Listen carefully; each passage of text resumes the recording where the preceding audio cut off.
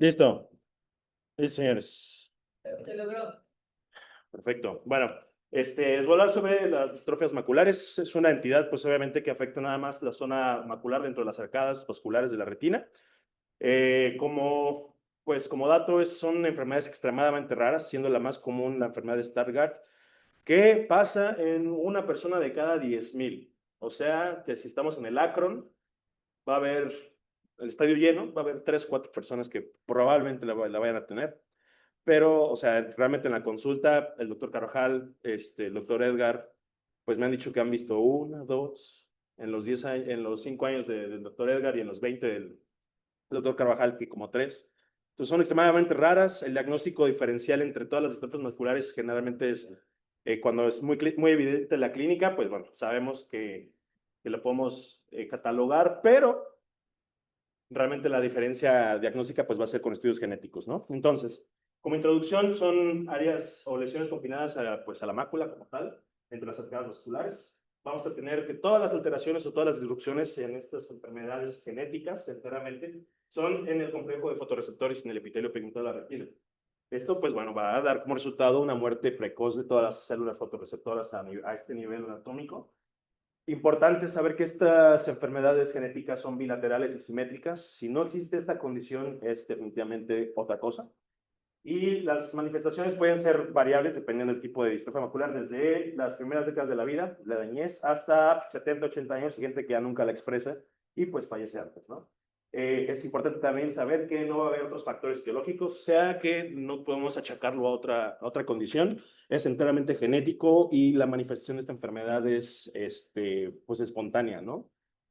También súper importante que hay relación o hay una correlación con los familiares del paciente, de que mi tío Juanito se quedó ciego o nada más veía o sea, veía una mancha en su visión central, mi tía, mi primo tuvieron problemas en los ojos, entonces ese componente tiene que estar muy, muy presente en este tipo de enfermedades también, ¿no? Para pensar, tomarlo en cuenta. Listo. Entonces, sí. Como tal, pues la herencia es mendeliana, autosómica dominante, generalmente, o la mayoría de estas enfermedades son autosómicas dominantes, o sea que la herencia, pues digo, va a ser muy, muy, muy lineal. La afectación tiene que ser ocular y exclusiva, o sea que no está relacionado a otro tipo de entidad o trastorno sistémico, tiene que ser, para ser catalogado como distrofia macular, enteramente la alteración a nivel macular o ocular. Y bueno, todas las lesiones en este tipo de distrofia son visibles, excepto una, que es, ahorita voy a hablar sobre esas. Y hay estadios presintomáticos que, pues bueno, vamos a hablar también, ¿no? El diagnóstico va a ser clínico. Realmente ya nuestro trabajo va a ser como diagnosticar y decirle al paciente, ¿sabes qué? O sea, presentas una enfermedad genética que afecta a la mácula con todas las cualidades de la mácula. Puede ser de todas las que existen, pues puede ser esta, la otra, dependiendo de la clínica, pero el diagnóstico preciso va a ser con un trabajo genético. Entonces, esto tiene que ser, obviamente, un diagnóstico multidisciplinario, ¿no? El paciente no le importa de todos modos si es una alteración en el GABC14, o sea, él dice, oye, pues yo no estoy viendo bien del centro, ¿no? De mi visión. Entonces, pues bueno, o sea, tener la premisa, conocer estas enfermedades para poder comentarle al paciente, pues, su diagnóstico y su pronóstico, ¿verdad? Y, pues bueno, cada fenotipo puede ser dado por múltiples genes, entonces no hay así como una regla de diagnóstico, ¿no? El enfoque actual, pues la clínica, como les decía, sigue siendo fundamental. O sea, nosotros tenemos que saber identificar el paciente, la clínica que se le presenta y, pues bueno, ya si queremos vernos muy finos, muy académicos, pues ya llevarlo, como les decía, con un enfoque multidisciplinario, con un genetista, ¿no? Y pedir estos estudios bastante caros. Por ejemplo, un estudio para una distrofia de Best está cerca, o sea, para identificar realmente el locus y el componente genético está cerca de 27,000 pesos. Entonces, cada quien, ¿no? Se combina con genética para mayor precisión y esto tiene un componente histórico por las descripciones iniciales que se estaban haciendo cuando se empezaron a describir estas enfermedades y son extremadamente raras. El manejo, pues la verdad es que el manejo es similar para todos, es evitar las complicaciones que para pronto son todas las mismas. Evitar la neovascularización coroidea y todas las complicaciones que estas pues presentan, ¿no? ¿A alguien se le ocurre cómo podemos limitar esto? La neovascularización coroidea. Antiangiogénico, para pronto. Entonces es realmente lo único que podemos ofrecerles este tipo de enfermedades, ¿no? Hay casos muy raros que son bilaterales, pero, o sea, la afectación es ocular enteramente, bilateral en su mayoría, o prácticamente todas, y pues tener una buena clínica, ¿no? La mayoría son autosómicas dominantes, les digo, la relación de herencia es muy lineal, es mi tío, es mi abuelo, es mi papá, lo tienen, lo tienen, lo tienen, ¿no? Podemos identificar en este caso pues, a los familiares vivos de los pacientes que presentan estas patologías. Generalmente, o lo que refiere a la literatura, yo solo he visto una, me tocó con Edgar, Casimiro Castillo, un Stargardt, y pues él creo que es la segunda que ve y la primera que yo veo, y pues sí, o sea, también tenía un tío creo que tenía también problemas en los ojos raros, así mencionó el paciente y dijimos, ah, pues un Stargardt, ¿no? Bueno, dijimos, no, lo dijo él. Y pues bueno, iniciamos con la más común, o dentro de estas distrofias, una de las dos más comunes, que es la enfermedad de Best. Esta fue descrita en 1905 por Frederick Best. Necesito que esta sí la tengan muy presente junto con Stargardt. Esta se conoce como distrofia viteliforme. Viteliforme tiene una etiología, o bueno, perdón, una, ¿cómo se dice cuando es un origen griego, romano, latín? Un origen etimológico, gracias, doctor. Pues de Vitelus, que es huevo. Entonces, tener en cuenta que enfermedad de Best hay que pensar en yemas de huevo, ¿no? Entonces, puede ser llamada también distrofia vitelina, degeneración viteloruptiva o distrofia viteliforme. Una de cada 10,000 personas, que realmente, o sea, sí es una incidencia baja y es la más común. Entonces, junto con Stargardt, pues para tener en cuenta, ¿no? Esto es causado con una herencia autosómica dominante, causada por el gen BEST1 y pues o sea, tiene otras variaciones dentro de este mismo gen, dentro de este mismo gen. Y pues les digo, ya si queremos vernos muy finos es pedir un estudio genético, pero generalmente, o sea, o más bien como generalidad es la alteración del gen BEST1. ¿Qué hace este gen? Pues bueno, este gen lo que hace es la expresión de la bestrofina, que es una proteína transmembranal que ayuda a la movilización de iones dentro del complejo de la elipsoides. Entonces, ¿qué pasa? Como tenemos una alteración en la bestrofina, en esta proteína de transmembrana, vamos a tener un acúmulo anómalo de lipofusina, que pues a su vez, como son detritos metabólicos, también tenemos muertes, o sea, detritos celulares, depósito de lipofusina, que es un tipo de lípido secundario al metabolismo celular. Y esta acumulación va a generar depósitos amarillentos con edema y que pues va a dar esta imagen como llama de huevo, ¿verdad? El cuadro clínico se presenta en la primera o la segunda década de vida.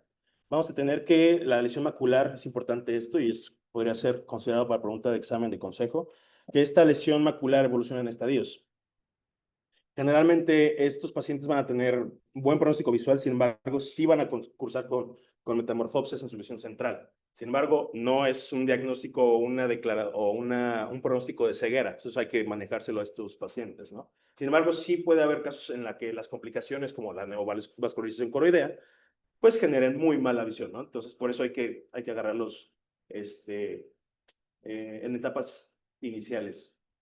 Como les decía, la disminución realmente y en todas las distrofias vasculares van a ser por la cicatrización, secundario a un edema, secundario a la hiperpermeabilidad de una vascularización coroidea. Entonces, pues bueno, ahí es donde nosotros realmente podemos ofrecer un mejor outcome, ¿no? Esa es la imagen clásica en llama de huevo viteliforme de la distrofia macular de Best, ¿sale? Entonces, si realmente no se necesita mucha imaginación, sí tiene, o sea, sí tiene esta característica como de yema de huevo. Entonces, pues esto es para tenerlo en cuenta, ¿no? Como tal, el diagnóstico, el error refractivo en estos pacientes realmente no es una relación directa. Vamos a tener que el campo visual, obviamente lo más afectado va a ser el centro de la visión. Como gold standard, en todas las distrofias maculares vamos a tener la FAG, la fluorangiografía. El OCT también nos ayuda, pues, como estudio diagnóstico, sin embargo, este está más dado hacia el monitoreo de los pacientes. Y pues la electrocoreografía o la electroretinografía, en su mayoría de las distrofias maculares van a estar normales o ligeramente alteradas, ¿sale? Entonces, estos son como los componentes diagnósticos que tenemos en BEST y que se van a repetir a lo largo de todas las distrofias, ¿va? Estadio 1 o previteliforme, o sea, va a estar normal. El paciente puede cursar con ligeras metamorfopsias que a veces incluso pueden pasar pues desapercibidas. Podemos tener incluso zonas moteadas en el área macular, sin embargo, si ustedes se fijan en el estadio 1, puede ser un fondo de ojo normal, ¿sale? Pero aquí el antecedente o llega el paciente y te dice, ¿sabes qué? Es que mi abuela y mi tío tuvieron problemas en su visión central, quiero checarme, a lo mejor no está identificado como BEST, y pues bueno, o sea, pues desde ahí podemos empezar a pensar por la alta incidencia de esta distrofia y pues por los componentes genéticos. Ese es el estadio 1 o previteliforme. Tenemos el estadio 2 o ya con la lesión clásica redonda en yema de huevo en el EPR, ¿sale? Entonces, ¿qué vamos a tener en el OCT? Pues el material hiperreflectante del EPR, ¿verdad? Todo esto son súper tibiana. La lesión clásica de la yema de huevo y pues vamos a tener también pues la zona hiperreflectante en la mácula, ¿verdad? Como tal, pues bueno, la hipofluorescencia por bloqueo o por el acúmulo de estos detritus celulares y metabólicos nos va a dar esta hipofluorescencia en la zona macular, ¿no? Entonces hay que hacer la relación, obviamente, con la retinografía o con la fotografía de fondo de ojo en el estadio 2 viteliforme. Ahora, el estadio 3 es donde vamos a tener un pseudohipopion de la lesión. Esto es pues por un intento de las células del EPR por reabsorber toda la lipofusina y pues vamos a tener esta imagen como pseudohipopion en la lesión. Este es el estadio 3. Y pues ya la 4 es el vitelorruptivo, que pues ya vamos a tener como tal la disrupción de la zona macular o de la zona elevada de la lesión, donde ya vamos a tener pues procesos de cicatrización, de neovascularización, y nos van a dar zonas geográficas atróficas en la zona macular. Ya se ve como tal pues la atrofia, y si ya es pues crónica, pues vamos a tener ya la presencia de pigmento, ¿no? Esos son los 4 estadios. Ah, perdón, 5, que es realmente ya con la cronicidad del pigmento y pues como todo lo que les estaba diciendo de las características atróficas de esta enfermedad, ¿no? Y les juro que sí son 5 nada más. Muy bien. El tratamiento como tal es lo mismo para todas las distrofias maculares, reconocer la neovascularización coroidea, nosotros brindar los tratamientos de antiangiogénico y llevar el seguimiento con OCT.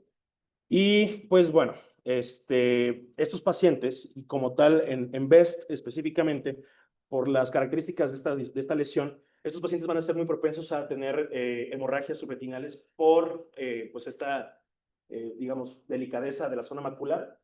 Entonces, incluso pueden debutar con esto, ¿no? Van a llegar, oigan, es que literalmente nada más hice, no sé, digo, cualquier movimiento leve que va a presentar una hemorragia retinal y va a decir, bueno, pues como si nada más, digamos, se talló el ojo, si nada más sacudió la cabeza, pues bueno, ya vamos a ver que podemos identificar una zona viteliforme con la hemorragia considerada, pues a lo mejor este hombre pues tenía ya una distrofia de Best, ¿no? Que no hay realmente una relación o es una desproporción del trauma al sangrado subretinal, ¿no?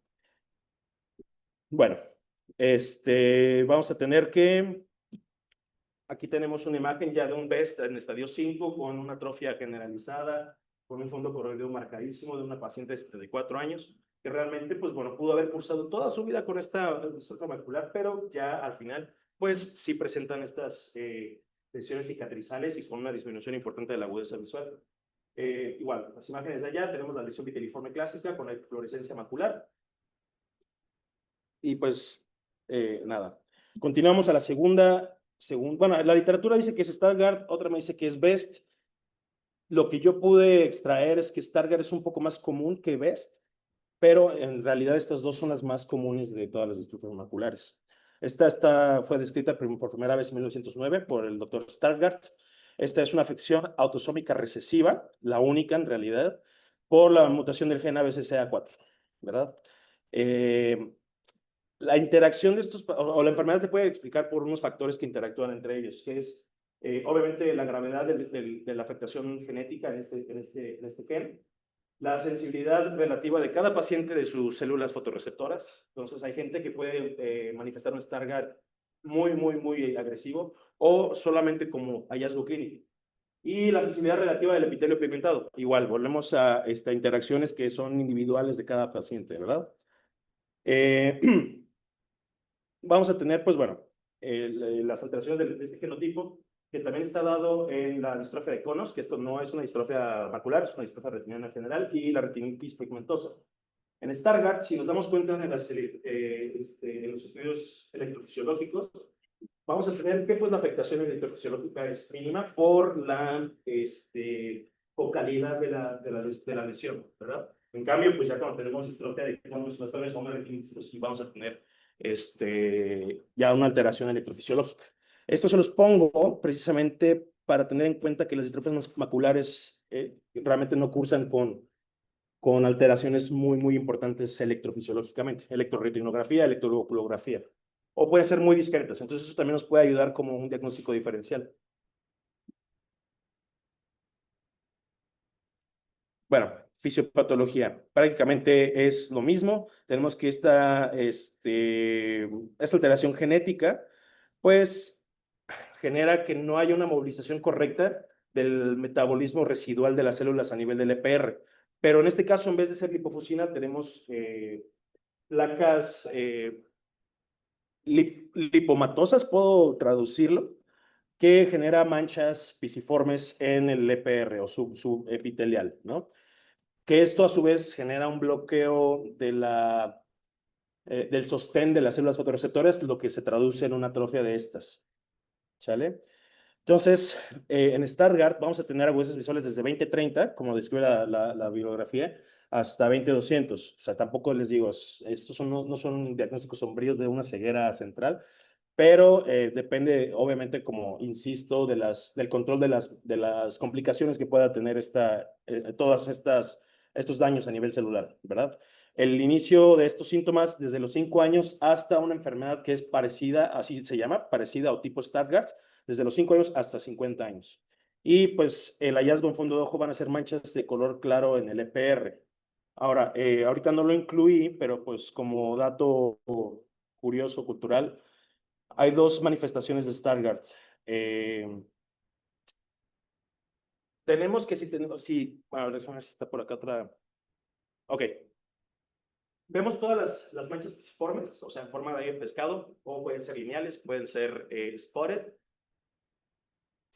Cuando tenemos este tipo de manchas sin una alteración o una atrofia realmente macular, esta entidad se le conoce como fundus maculatum, que eso realmente, pues, bueno, se asocia a Stargardt, pero si no hay una afectación macular, no lo podemos catalogar como un Stargardt. Podemos tener incluso la afectación macular sin todo el fundus maculatum, pero tampoco se debe conocer como Stargardt. Entonces tenemos que tener esta asociación entre el fundus maculatum, que es todo esto, con la alteración macular, ¿sale? Entonces, esto es como se ve un Stargardt, es este depósito de material amarillento, pisiforme, spotted, puntiforme y lineal, ¿sale? Con la premisa que les había comentado al principio, no hay ningún otro tipo de afectación, no hay otra etiología, es un componente hereditario y hay una disminución, digamos, repentina de la agudeza visual dentro de los rangos de edades propuestos, ¿no? Entonces, este es el Stargardt. Obviamente, como es una distrofia macular, se contempla o se tiene dentro de las arcadas vasculares retinianas. Y pues bueno, igual, el diagnóstico por agudeza visual, FAG, OCT y los estudios electrofisiológicos. Vamos a tener que, pues en este caso, hay un ligero depósito amarillento macular, si lo alcanzan a ver, y en un OCT vamos a tener pues la pérdida de fotorreceptores. O sea, esta enfermedad lo que hace es prácticamente el acúmulo metabólico anormal dentro de los fotorreceptores, que a su vez los va a ir destruyendo, ¿no? Fluorangiogeográficamente, pues este tipo de acúmulo puede hacer que haya una disminución del brillo coroideo en todas las fases de la fluorangiografía y además obviamente una zona hiporreflectante o hiporrefractante en la mácula. Esta lesión ya es atrófica, es una paciente de 36 años, ya con una agudeza visual central de 20-100. Como les digo, o sea, tenemos toda la zona circundante con estas lesiones amarillentas que son las que se habían comentado y ya como tal los cambios amarillentos a nivel macular. Entonces, esto es súper clásico de Stargardt. Y bueno, aquí obviamente tener en cuenta o vigilar las complicaciones por el desarrollo neovascular coroideo. Eso es lo que les comentaba. Estas fluorogeografías son clásicas de Stargardt. Es importante conocerlo porque si ustedes se fijan, lo que está descrito como un silencio coroideo es eso, precisamente la hipofluorescencia generalizada de la coroides en las fluorogeografías. Entonces, pues es muy evidente y además, obviamente, la alteración macular, ¿no? Esto se lo conoce como silencio coroideo. Bueno, otra distrofia macular asociada al Stargardt es la dominante tipo Stargardt, que está pues básicamente en lo que cambia es el gen y menos probabilidades de presentar una coroides oscura, un silencio coroideo. ¿Cuál es la diferencia? La afectación visual no va a ser tan marcada, pues se va a presentar generalmente un poco más hacia las últimas décadas de vida y la única manera de saber y diferenciarla es con un estudio genético. Tenemos igual la misma morfología del Stargardt, sin embargo, pues les digo, las manifestaciones oculares van a ser más leves y la única manera, pues realmente de diferenciarla es por un estudio genético. La fisiopatología, pues es igual, perdón, es diferente a nivel genético. Van a ser elongaciones en materiales de ácidos grasos dentro de las células del epitelio pigmentado que comparten con las células fotorreceptoras, que pues va a ser el acúmulo de estos metabolitos llenos pues de detritus, de lípidos, pues que a su vez generan una apoptosis de las células fotorreceptoras, ¿no? Vamos a tener otra distrofia macular asociada al PROM1. Entonces, llevamos BEST, llevamos Stargardt, la tipo Stargardt, que esas quiero que son las que se queden más presentes, son las más comunes. Ahora vamos a hablar sobre la distrofia asociada a PROM1. Esta es recientemente descrita, recientemente entre comillas. Pues vamos a tener que es una distrofia de herencia autosómica dominante. Hay hay muy pocos casos reportados, es relativamente reciente. Y pues, bueno, básicamente estos son como otra distrofia macular, pues esto sí se va a presentar realmente ya en las últimas décadas de vida. Estos pacientes pues van a tener cambios muy similares a las espículas óseas presentadas en por ejemplo, una retinitis pigmentaria, pero limitado hacia la zona macular. Y pues bueno, esta es la diferencia realmente a Stargardt o a Best, es que no van a tener tantas manchas o cambios visibles dentro del fondo de ojo, asociada a PROM1. Hasta que pues ya presentamos las complicaciones, ¿no? Como la cicatrización, vascularización coroidea. Nuevamente, otra distrofia rarísima, que es la distrofia la distrofia del fondo de ojo de Sorsby. Esta se describió en 1949, igual herencia autosómica dominante. Esta va a iniciar a la quinta década de vida y va a estar causada por alteraciones en el gen TIM3. La característica o la clave, lo que referí o lo que encontré como tal y que se repetía dentro de la de Sorsby es sin tener, por ejemplo, otro tipo de sintomatología como en retinitis pigmentaria, es la ceguera nocturna. Esta, pues bueno, va a estar dada por la misma afección a nivel fotorreceptores que va a generar pues esta apoptosis celular y pues vamos a dar pues igual de las mismas complicaciones que las había comentado. Esta apoptosis genera procesos inflamatorios, neovascularización coroidea, todo a nivel macular. Pero esta como tal va a tener la característica de que el paciente va a referir ceguera nocturna. Antes de pensar en una de Sourceby, pues vamos a pensar en una retinitis pigmentaria. Pero si no tiene clínica de una retinitis pigmentaria, pues bueno, ya podemos pensar en esto. Pero son extremadamente raras estas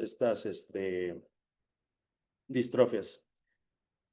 Bueno, como tal, otra vez tenemos presencia de manchas amarillentas en el área macular, que solamente vamos a poder identificar como distrofia macular ya como tal, con apellido a un nivel genético. Lo que comentan es que también últimamente en China, por ejemplo, ya los pacientes vienen con el diagnóstico genético, o sea, porque pues se hace el estudio. Entonces ya se metió un tema político de que pues, o sea, hay un estudio o hay un interés del gobierno chino por catalogar bien las alteraciones genéticas de su población. Entonces, pues, generalmente también estos pacientes, y espero que también en México pase, bueno, no, pues van a llegar ya con el diagnóstico de que, oiga, es que a mi tía le diagnosticaron una enfermedad de Sortes. Y pues ya vamos a ver, obviamente, la alteración a nivel macular sin ninguna otra explicación sistémica u ocular u otra etiología, pues ya es empezar a orientar nuestro diagnóstico a una distrofia macular, ¿verdad? En esta, pues vamos a tener igual, en Sourceby, la cicatrización neovascular puede ser más generalizada hacia todo el fondo de ojo, pero pues ya es difícil entrar a un diagnóstico conciso porque pues pueden llegar ya con estas alteraciones. Que se van a ir más periféricas, importante en Sourceby, ¿verdad? Como les había comentado, es el gen TIM3, que es un inhibidor tisular de las metalloproteinasas. Entonces, como tenemos un efecto a nivel molecular en esta molécula de la membrana celular, pues vamos a tener una alteración de la homeostasis normal de los productos metabólicos de estas células. Tratamiento, lo mismo, dirigido al control de la neovascularización. Antiangiogénico, dosis dependientes, o sea, que pueden ser 1, 2, 3, 4, 5, 7 mil inyecciones, pues para llevar el seguimiento, saber qué tan bien o mal vamos pues, con la manifestación de estas enfermedades, ¿verdad? Eh, Puedo agregar que el angio-CT pues, puede ser útil para monitorear la regresión de la neovascularización coroidea. Esto aplicado para Sourceby, para todas las distrofias maculares. Distrofia macular oculta, ya no quiero alargar un poco más la presentación. Esta es, como su nombre lo dice, el fondo de ojo va a ser completamente normal. ¿Está bien? Sí, igual, si quieren, nada más enuncio rápido estas para que las conozcan y de estas van a ser ya rápidos. Listo, gracias.